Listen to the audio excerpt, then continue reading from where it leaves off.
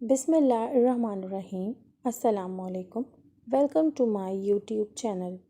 Respectable viewers, امید ہے کہ آپ سب خیریت سے ہوں گے۔ آج کا ہمارا ٹاپک ہے کہ اگر کوئی خواب میں پہاڑ دیکھے تو یہ کس بات کی طرف اشارہ کرتا ہے اور اس کی کیا تعبیر ہے۔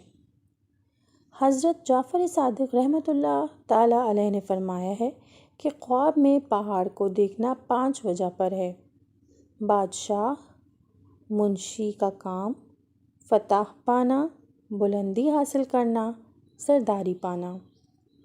حضرت دانیال علیہ السلام نے فرمایا ہے، اگر اپنے آپ کو بلند پہاڑ پر دیکھے اور جانے کہ یہ اس کا ملک ہے تو دلیل ہے کہ اس کو بزرگ آدمی اپنی پناہ ملے گا، اور اگر دیکھے کہ پہاڑ کو اس کی جگہ سے کھینچا ہے تو دلیل ہے کہ کسی بڑے آدمی کو مغلوب کرے گا۔